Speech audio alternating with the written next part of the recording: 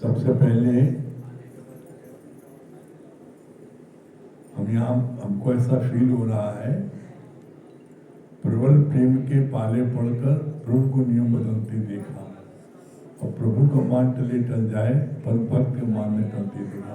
कुछ भक्त भी ऐसे होते हैं जो भगवान को अपनी मट्टी में बंद कर लेते हैं और जैसे चाहते वैसे नचाते हैं। भगवान अपने भक्तों की मुट्ठी में बंद रहते हैं और जैसे चाहे वैसे नचा लेते हैं। तो यहाँ पर हमको ऐसी लगता है शांति जी का ऐसा प्यार, डॉक्टर शांति का इतना अटूट प्रेम, जिसके कारण से अभी हम लोग मुश्किल से 2-3 महीने पहले आए थे और एक दिन हमारे पास में इनके भैया का फोन आया कि आपको हमारा आना है, हम शांति जी के भाई बोल रहे हैं। हमको शांति जी कभी नहीं बताया हमारे भाई। तो फिर हमने इनसे बात किया, बताया नहीं कुछ भी हो आपको आना पड़ेगा। तो हमने कहा ये विश्वास का आना पड़ेगा, ठीक है। और कैसे आना हो गया और शांति जी के भाई रण सिंह डागर, रोहतास, दीपक भैया, सुनील, भारत, धनराज, विशाल सिंह, सुशील सिंह, आशीष, नारायण, राजेश, बलवान, बलजीत, सत्य और एपी, इन लोगों का सबका ऐसा भाव था कि यहाँ पर आना हुआ। और एक बात अटूट सत्य है, सूरज पूरब की जगह पश्चिम से निकल सकता है, लेकिन ये बात गलत नहीं हो सकती है, सुख दीने सुख होता है, दुख दीने दुख होए। जो ये सुख सब कोई दिला रही है डॉक्टर शांति, इससे बड़ा सुख कोई नहीं है। भगवत चर्चा से बढ़कर कोई दूसरा सुख नहीं है। क्यों? जितने सुख हम बाहर से लेते हैं वो सारे सुख जो हैं दो घड़ी के हैं। जो सुख आए फिर नहीं जाए उसका करो विचार, देखा पागल सब संसार, सुख सुख सुख करता जाए। क्यों बोला पागल सब संसार? क्योंकि दुनिया जो है ये सोचती है कि धन कमाने बड़ा सुख है, धन कमा लेता है, देखा इसमें सुख नहीं है। फिर सोचता है शादी विवाह कर ले, इसमें सुख है, उसमें 10-20 साल गंवा देता है, इसमें सुख नहीं है। कोठी बंगला बनवा लेता है, इसमें सुख नहीं है। सुख सुख सुख करता जाए। जब देखा तीनों चीज सुख नहीं है तो वो खोज में निकलता आखिर सुख है कहाँ। जब खोज में निकलता है तब ये बात साबित होती है, इस धरती पर जिसको भी परमानेंट हैप्पीनेस चाहिए, वो गीता ज्ञान, वो ब्रह्म ज्ञान, उसको सुनना कंपलसरी है। जिसने ब्रह्म ज्ञान, ये गीता ज्ञान नहीं सुना गुरुमुख से, तो उसके अंदर में सच्ची शांति नहीं आ सकती। आज भी हमको किसी ने बोला कि मैंने गीता, भागवत, सारे धर्म ग्रंथ बहुत पढ़े। हमने बोला आपने पढ़े है ना, इसीलिए आपका मन अशांत है। आपने गुरुमुख से सुना नहीं है। क्यों? बोला जितने बच्चे हैं उनकी किताबें स्कूल की बाजार में सब बिकती है और बच्चे उन किताबों को लेकर के घर में पढ़ने स्कूल क्यों जाते हैं? स्कूल कॉलेज क्यों जाते हैं? क्यों? क्योंकि वहाँ पर उन किताबों से टीचर उनको पढ़ाता है। पहले को समझ नहीं आता है, जब टीचर पढ़ाता है तो उनको समझ में आता। उसके बाद भी घर वाले चैन से नहीं बैठते, उसके ऊपर एक ट्यूशन लगा देते हैं, आप मैथ पढ़ाओ, आप फलानी चीज पढ़ाओ, और तब भी चैन नहीं है। तब स्वयं खुद देखते हैं। एक दुनियावी विद्या को प्राप्त करने के लिए 3 साधन करते हो, और ब्रह्म विद्या को प्राप्त करने के लिए कौन सा साधन है? मत कोई भूले भरम संसार, गुर बिन कोई न उतरे भव पार। बिना गुरु कोई भव पार उतर ही नहीं सकता। और किसी को अगर आप परमानेंट हैप्पीनेस देना चाहते हैं तो उसको अगर आप सत्संग से जोड़ते हैं, गुरु से जोड़ते हैं, इस सत्य से जोड़ते हैं, गीता ज्ञान जोड़ते हैं, तो उसको आप परमानेंट हैप्पीनेस दे सकते हैं। क्यों दे सकते हैं? कारण क्या है? गुरु जी ने बोला, और ज्ञान सब ज्ञाननी ब्रह्म ज्ञान ही ज्ञान, जैसे गोला तोप का साफ करे मैदान। और ज्ञान सब ज्ञाननी, और जितना ज्ञान है वो कैसे है? जैसे कंचा, कंचा खींच के मारो किसी को तो कहीं थोड़ा छिल जाएगा, लग जाएगी। लेकिन अगर आप बंदूक में गोली भर के मारो तो वही आदमी मर जाएगा। तो ब्रह्म ज्ञान क्यों बोला गया है? गीता ज्ञान। इस धरती पर जितने भी शास्त्र हैं वो सारे शास्त्र किसी न किसी महात्मा, पंडित, विद्वान के द्वारा बोले गए, लिखे गए। एकमात्र गीता ऐसी है जिसको स्वयं भगवान कृष्ण ने अपने मुख से बोला है। कोई शास्त्र ऐसा नहीं है जिसको भगवान ने बोला हो। सिर्फ एक गीता ऐसी है जिसको भगवान ने बोला। और क्यों बोला? सारे मनुष्य जात के उद्धार के लिए बोला।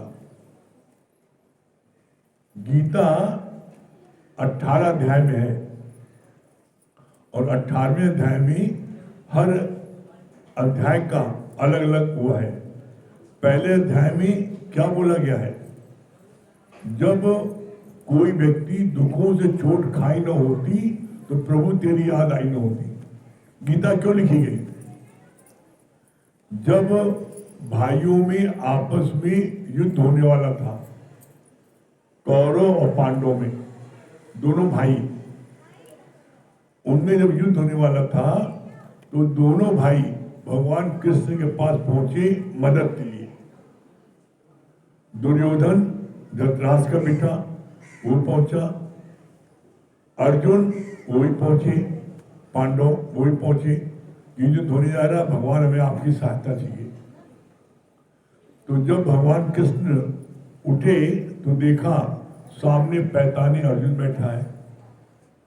तो भगवान ने पूछा कि अर्जुन क्यों आए हो इतनी सुबह सुबह?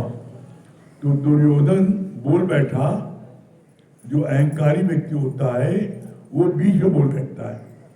भगवान अर्जुन से पूछ रहे हैं लेकिन दुर्योधन बोल बैठा, पहले मैं आया हूं, पहले मुझसे पूछो। तो कितना सुंदर जवाब दिया भगवान ने कि जिसको मैंने पहले देखा है मैं पहले उससे पूछूंगा। अब जो व्यक्ति चरणों में बैठेगा तो सामने दिखाई पड़ेगा, और जो व्यक्ति सिर बैठेगा वो कहाँ दिखाई पड़ेगा? अब कोई व्यक्ति पीछे बैठा हो दिखाई पड़ेगा, सामने बैठा। तो जो नम्रता वाला होता है, मिटा हुआ है, ज्ञानी है, वो जो है हमेशा चरणों बैठता है। और जो अहंकारी है वो हमेशा जो है सिरहाने बैठता है। सिरहाने क्यों बैठता है? मालूम क्यों बैठता है? कहता है हम तुमसे कम है क्या? तुम भी बाबा, हम भी बाबा, कुंडी खोल खोले बाबा। तो भगवान कृष्ण का मैंने पहले अर्जुन ने कहा मैं पहले उससे पूछूंगा, भले तुम पहले आए हो। तो अर्जुन ने बोला कि हम भाइयों का युद्ध होने जा रहा है, हमें आपकी सहायता चाहिए। भगवान वो है जो हमेशा न्यारा निर्लिप्त रहता, किसी का पक्ष नहीं लेता। दुर्योधन ने दुष्टता की, बैठा सिरहाने, उसके बावजूद भी भगवान ने पक्ष नहीं लिया, बल्कि भक्त की हमेशा परीक्षा लेते हैं। तो बोला युद्ध होने जा रहा है तो मैं क्या करूं? कहा हमें आपकी सहायता चाहिए, मदद चाहिए। तो भगवान कृष्ण ने कितना अच्छा बोला, कहा मदद चाहिए और तुम दोनों ने आए हो मांगने के लिए। पहली चॉइस तुमको हम देते हैं क्योंकि तुमको मैंने पहले देखा है। क्या चॉइस? कहा एक तरफ मेरी अक्षौणी सेना, जिसको आज तो कोई जीत नहीं पाया है, किसी देश की सेना ने इसको जीता नहीं है। एक तरफ मेरी अक्षौणी सेना और एक तरफ मैं अकेला निहत्था, शस्त्र नहीं उठाऊंगा, एक तरफ रहूंगा। अब तुमको जो चुनना है एक ले लो। यहां पर अटूट विश्वास अर्जुन को था कि ये पूर्ण ब्रह्म परमात्मा कृष्ण है। इसलिए अर्जुन ने किसको चुना? कहा भगवान हमें तो सिर्फ आप चाहिए। दुर्योधन बहुत खुश हुआ, पहले बहुत डर रहा था। जब भगवान ने अर्जुन पूछा तुम्हें क्या चाहिए बताओ, तो डर रहा था कि अगर इसने अक्षौणी सेना मांग ली तो मैं इस ग्वाले क्या करूंगा। दुर्योधन की नजर में कृष्ण ग्वाले थे, उनकी नजर में भगवान नहीं थे। तो दुर्योधन डर रहे थे कि अगर कृष्ण को हमारे छोड़ दिया और सेना मांग ली, मैं इसका क्या करूंगा। लेकिन अर्जुन ने कहा हमको सिर्फ आप चाहिए। अर्जुन को पूर्ण विश्वास था ये ब्रह्म है, परमात्मा है, इसलिए उसने मांगा। और जिधर कृष्ण है तो विजय किसकी होगी? परमात्मा के अंश मात्र से, कृष्ण के अंश मात्र से सारी सृष्टि की रचना हुई है। 11वें अध्याय में भगवान कृष्ण ने अपनी विभूति का वर्णन करते समय क्या बोला है? राई से लेके पहाड़ तक, चींटी से लेके हाथी तक, मैं अपनी विभूति का वर्णन कहां तक करूं? जड़ चेतन सब मैं ही बना हूं।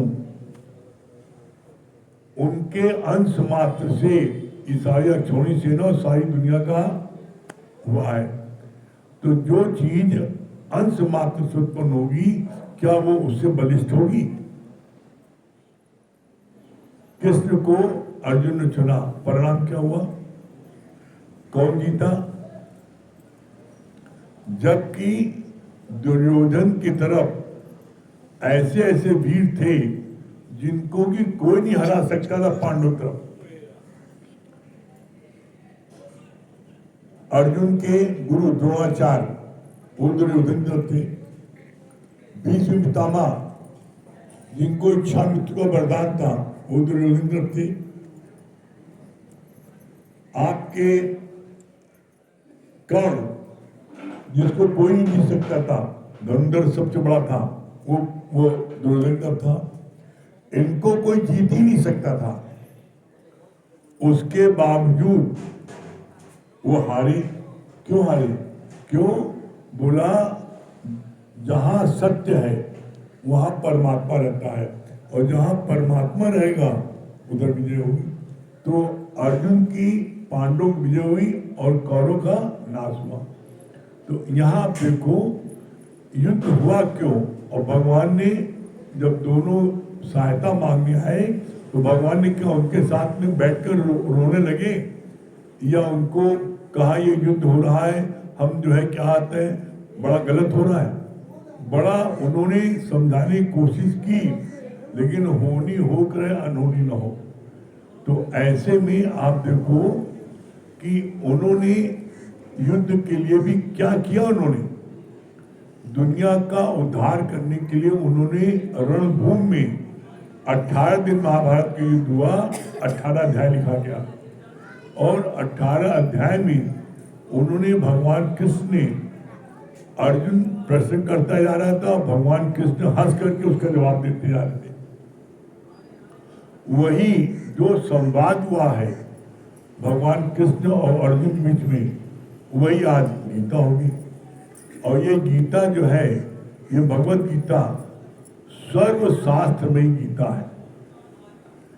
जो इस गीता के रहस्य को समझ लेगा, उसको दुनिया के किसी भी विद्या को अर्जन करने की आवश्यकता नहीं है। क्यों? बोला जैसे हाथी का पैर, उसके अंतर्गत दुनिया के जितने जानवर हैं सब पैर आ जाते हैं।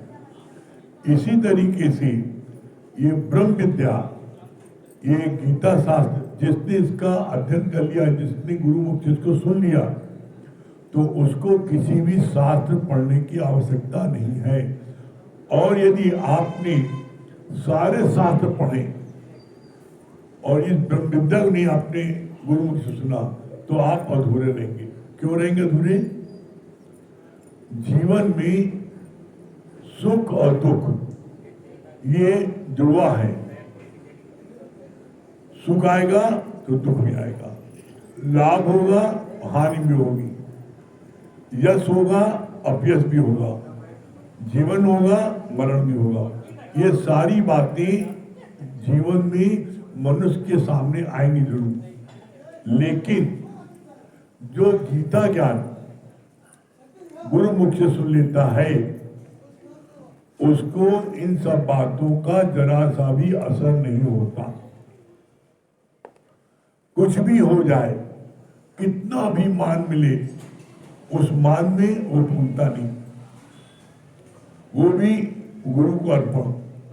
और कितना भी अपमान हो जाए, उसमें वो निराश नहीं होता, वो भी गुरु को अर्पण। कितना भी कुछ, कोई घर से चला गया, शरीर शांत हो गया, उसमें दुख नहीं होता। क्यों? क्योंकि परमात्मा दी हुई चीज है, परमात्मा ने ले लिया। तो ज्ञानी क्या है और अज्ञानी, जीवन में सुख दुख दोनों आएंगे, लेकिन अज्ञानी क्या करता है और ज्ञानी क्या करता है? ज्ञानी भोगे हंस के, अज्ञानी भोगे रोए। अज्ञानी जो है, जिसने इस गीता ज्ञान को नहीं लिया, वो जो है क्षण क्षण में दुखी होता है, रोता है, बिलखता है, और जरा जरा सी बात पर वो अपना खून जलाता है, जरा जरा बात पर क्रोध करता है। और जिसने इस ज्ञान को ले लिया, वो क्या है? वो हर समय अपनी आत्मा में मस्त रहता है। आत्मा मस्त रहता है क्या मतलब? वो अपने को देह समझता ही नहीं है।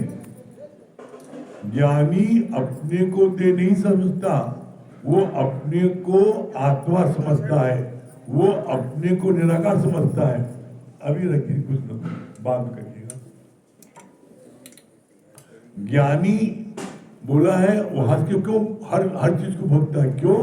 क्योंकि ज्ञानी जो है अपने को देह समझता नहीं है, और जितने भी दुख हैं, जितने भी कष्ट हैं, वो सब देह में।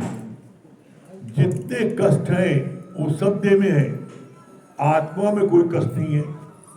और ज्ञानी अपने को मानता है आत्मा। और इसीलिए सबसे बड़ा जाप क्या है?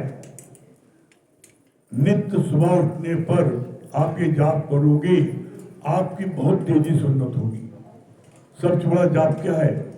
मैं ब्रह्म हूँ, मैं ब्रह्म हूँ, ये सबसे बड़ा जाप है। और मैं जीव हूँ, मैं जीव सबसे बड़ा पाप है। सत्यता क्या है? आप हो ब्रह्म, लेकिन आप अपने को जीव मान बैठे।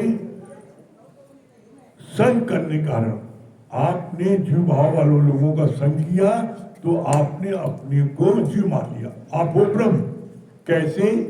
इसका बड़ा सुंदर गुरुजी ने उदाहरण पेश किया। शेर का बच्चा वो जो है बकरी के झुंड में आ गया और अपना रास्ता भूल गया, और बकरियों के बच्चों के साथ रहने लगा। तो बकरियों की जितनी हरकत है वो करने लगा। कुछ साल बाद जब शेर उधर आया और उसने देखा कि तो मेरा बच्चा है, तो उसने उसको पास बुलाया। तो डर रहा था, जैसे बकरियां डरती हैं। उसने कहा नहीं, जो तू है सो मैं हूँ, और मोहित तो भेद कैसा, तुम मेरी जात के हो? कहने नहीं, हमको डर लगे तुम खा जाओगे। कहा नहीं, और तुमको दिखाए तुम्हारा चेहरा। नदी के पास ले गया, और नदी के पास ले जा करके उस शेर के बच्चे को दिखाया, तुम भी शेर के बच्चे हो जैसे मैं हूँ। तुम बकरियों के झुंड में रहने के कारण तुम अपनी ये दहाड़ भूल गए, तुम शेर हो। कहा जैसे हम दहाड़ते हैं तो तुम भी दहाड़ो। तो उसने जब शकल दिखाई पानी में तो शकल वैसी, अब कहा हम दहाड़ते तुम भी दहाड़ो। जैसी शेर ने गर्जना की तो उसके मुखी में गर्जना हुई, सारी बकरियां भागी। इसी तरीके से हम सब लोग जीव भाव वालों के साथ रहते हुए हम अपने उस ब्रह्म के स्वरूप को भूल गए। कैसे?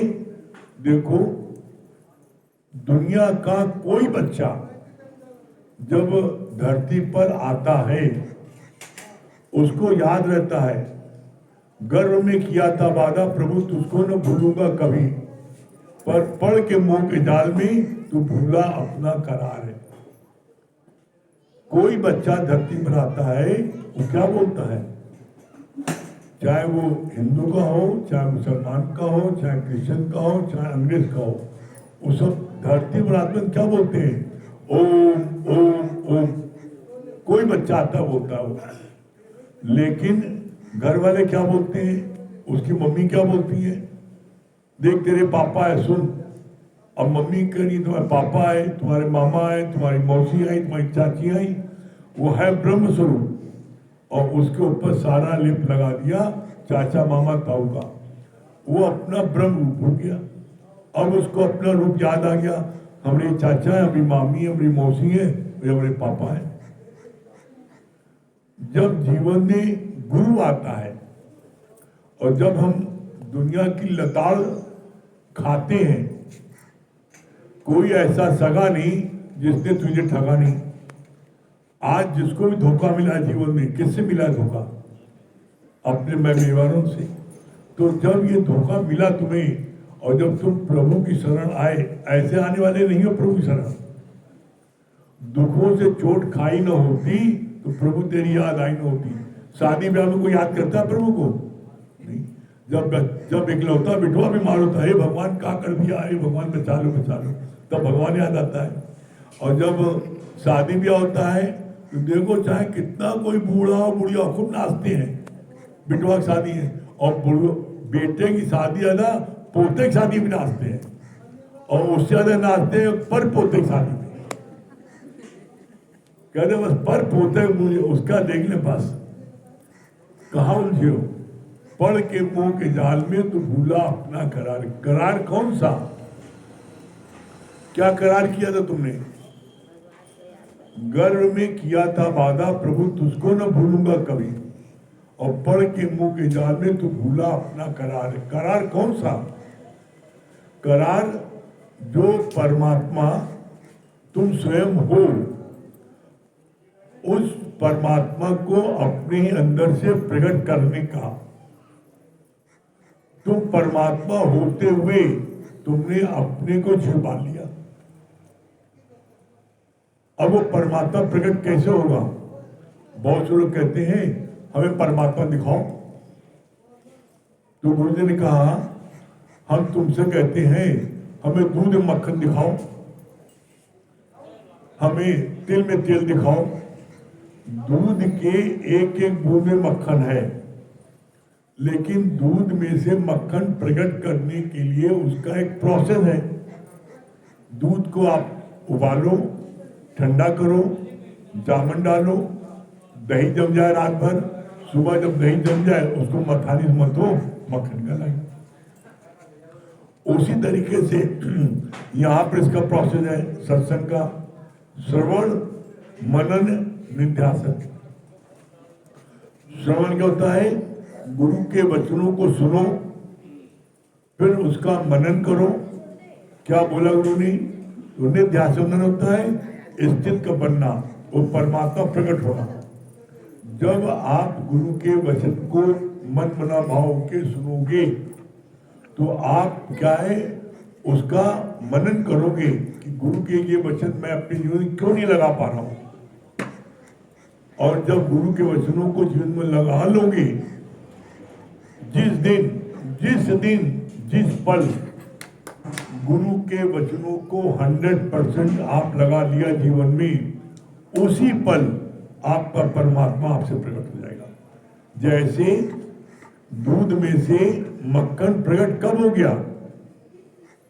जब दही जमा और दही में को आपने मथानी से मथा, मक्खन प्रकट हो गया। मथानी से मतलब क्या हुआ? जैसे आप गुरु के वचन को सुना तो दही जम गया, अब उसका मनन करोगे, वो है मथानी, मक्खन निकलेगा। और मक्खन निकलेगा, वो मक्खन जो है आपके अंदर से निकल सकता है।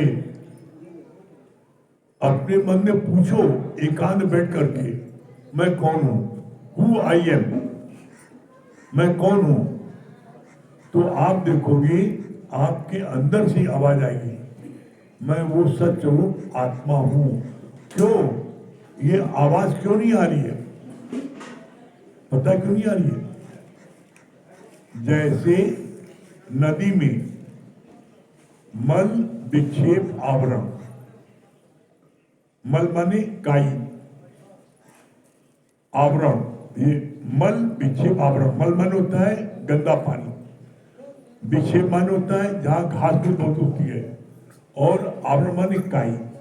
आप झील में जाओ तो झील में देखो, आप वहां पर किनारे, झील किनारे काई खूब होती है, उसके नीचे घास फूस होती है, और उसके बाद गंदा पानी होता है। आप वही झील में आप बीच में चले जाओ, एकदम साफ। आप वहां पर जब जाओगे तो देखोगे कि आपको एकदम आपका चेहरा साफ दिखाई पड़ रहा है। क्यों? वहां पर न काई है, न घास फूस है, और न गंदा पानी है, साफ पानी है। इसी तरीके से आपके जो मन में ये तीनों चीजें हैं, मन विषय तीनों है, गंदी, राग, द्वेष, ईर्षा, जलन, सड़न, कुड़न, नफरत सब भरी दिल में, तो भगवान कहाँ से प्रकट हुआ? इसीलिए लाइन आती है, अपने मन की करो सफाई और तभी देगा प्रीतम दिखाई। हमसे गलती क्या होती है, हम सामने वाले मन की सफाई करने लगती है, बड़ा गंदा है, ये बड़ा गंदा है। कैसे? जैसे भैंस जो है वो गाय से बोलती है, गाय तुम्हारी पूंछ काली है, अपना नहीं देखती तो पूरा पूरी काली है भैंस। उसी तरह हम कितने काले हैं, हम अपने को नहीं देखते, हम सामने वाले देखते हैं, ये बड़ा क्रोधी है, ये बड़ा लालची है, ये फलाना, अरे तुमने तो सब बुराई है, उसकी में एक बुराई है। इसीलिए देखो, तुम्हारा अंग तुम्हें तुमको इंगित करता है, लेकिन तुम नजर न डालो तो क्या करे भगवान? आप किसी वैसे उंगली दिखाते हो, ये जो है बड़ा दुष्ट है, ये दुष्ट है, तो 3 उंगली दिखाई तो हो गई, तुम तिगने दुष्ट हो, तुम। तो बोला जो है इंद्रियों की शक्तियां बाहर की ओर, उसे तोड़कर अंदर से जोड़ लो। जो इंद्रियां कौन सी? आंख, नाक, कान, मुख, ये जो है बाहर देख रही है, बाहर की बातें सुन रही है, अब अंदर ही बात सुनो, तुम्हारे अंदर क्या बोल रहा है। अंदर में एक शांत होकर आप देखोगे तो आपके अंदर में ओम का नाद चल रहा है, ओम ओम, ये अंदर में चल रहा है। इसका प्रमाण है प्रबुद्ध ब्रह्मचारी, उनका ऑपरेशन होना था इलाहाबाद मेडिकल कॉलेज में, और जब डॉक्टर ने उनको क्लोरोफॉर्म दिया, टोटल बेहोश हो गए, और ऑपरेशन जब करने चले तो डॉक्टर ने देखा कि उनके मुख से निकल रहा है ओम ओम। तो डॉक्टर हैरान हो गए कि सोचा भी इनको प्रॉपर क्लोरोफॉर्म नहीं दिया गया है, अभी होश में है। दोबारा चेक किया गया, देखा एकदम 100% बेहोश है, 100% उनको असर है, लेकिन उसके बाद भी उनको नाक चल रहा है। क्यों? करत करत अभ्यास के जन्मत हो सुजान। आप अभ्यास किसका करते हो? आप नींद खुली, हमारा बिठवा कहाँ है, खाइस के ना खाइस, उठते ही मान आप जो है बच्चों को उसमें स्कूल गया नहीं गया, खाना खाया नहीं खाया, नहाया नहीं नहाया, अरे वही पुगड़ा पुगड़ी निकल पड़े हो बच्चों। गुरु जी बोलते थे बच्चों के लिए पुगड़ा पुगड़ी, तुम इनसे ऊपर उठो और प्रभु की तरफ ध्यान लगाओ। अरे भगवान तुम्हारे सामने है और तुम मांग रहे हो भगवान से उनकी वस्तु को, कैसे भागे?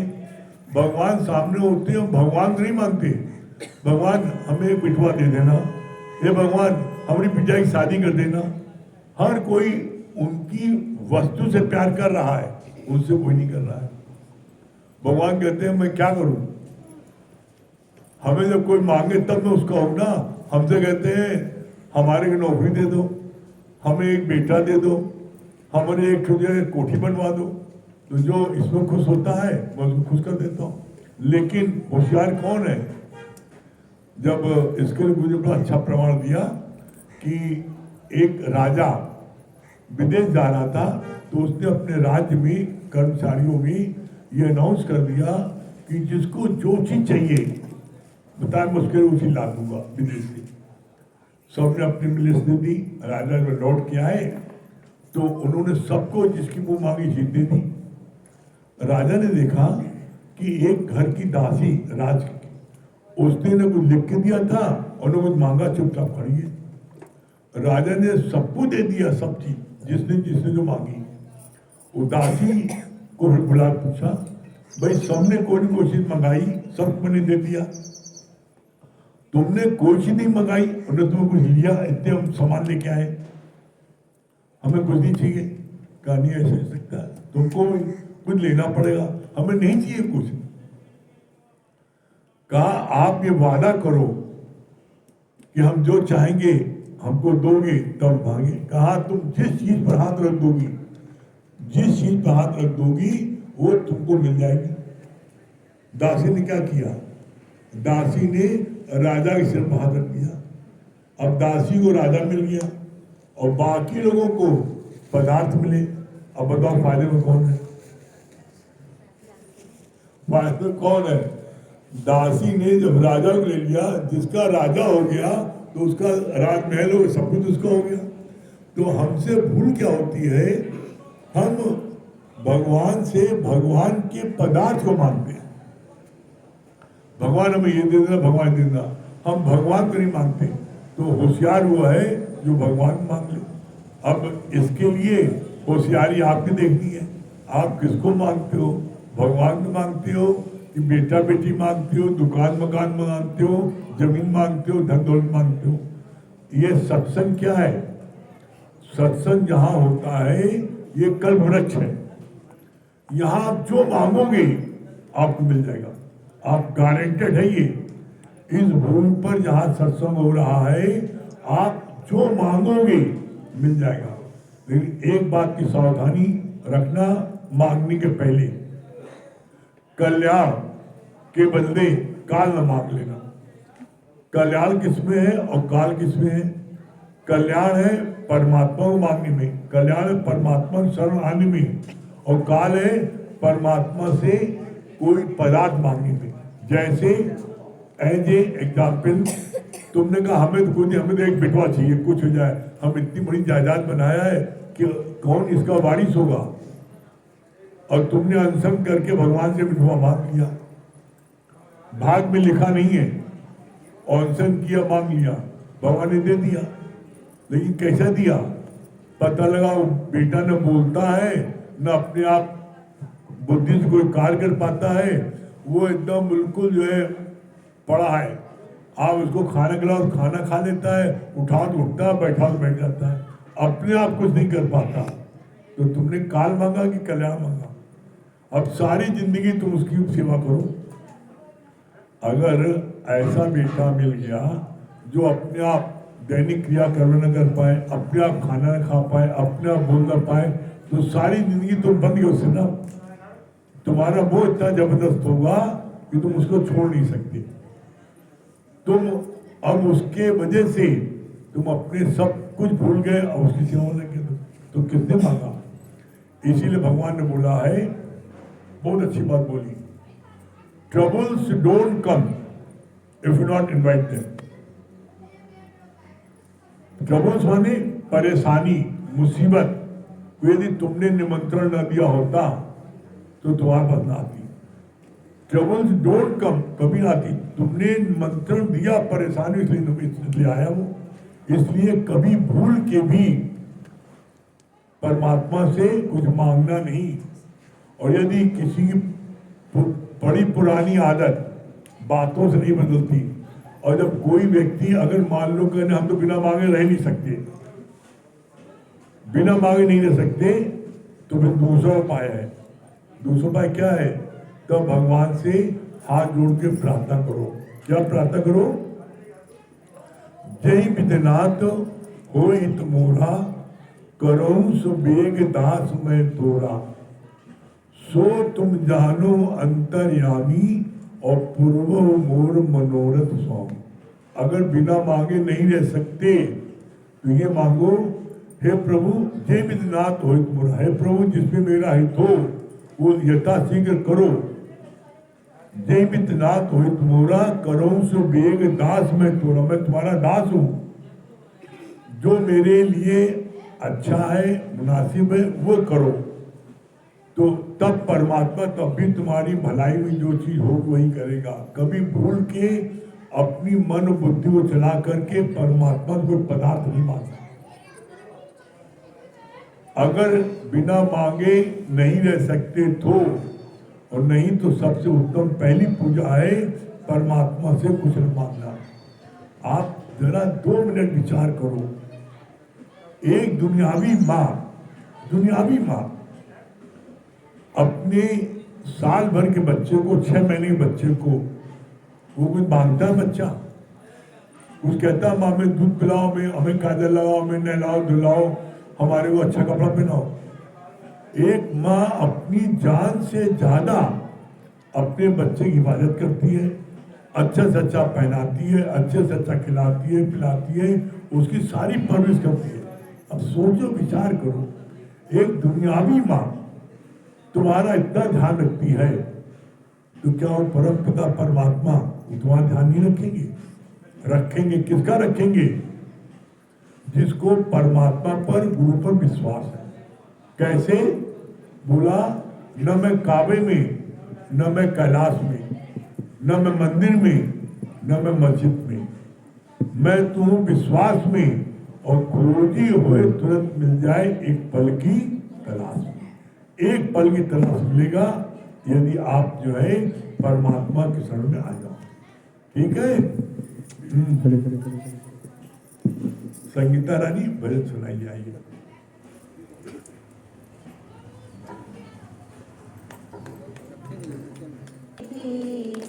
तूने दिल में बसा लिया, हेलो शुक्रिया शुक्रिया आपका, शुक्रिया शुक्रिया शुक्रिया आपका, शुक्रिया वरदान भरी दृष्टि से हमें बनाया त्रिकाल दर्शी, वरदान भरी दृष्टि से हमें बनाया त्रिकाल दर्शी।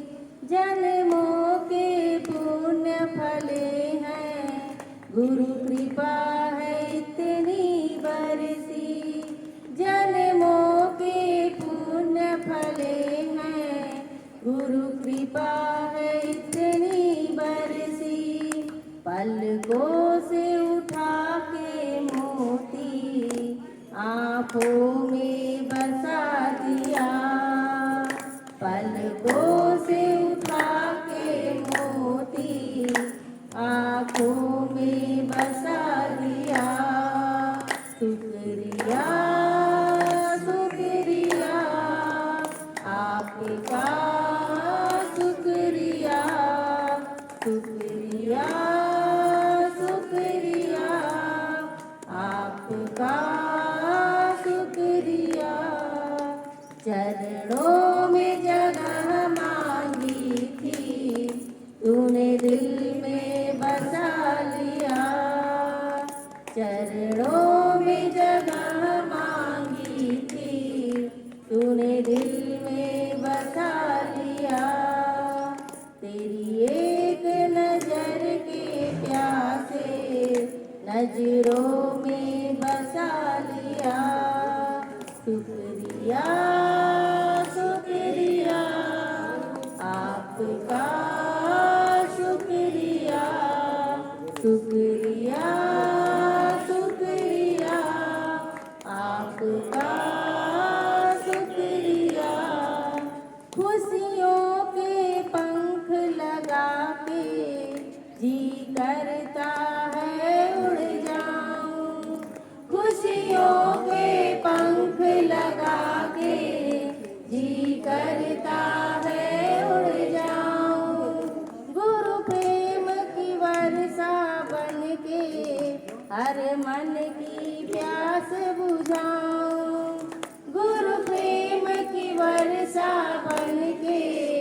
हर मन की प्यास बुझाऊं, सत्कर्मों के सरगम पे गुण गाना सिखा दिया।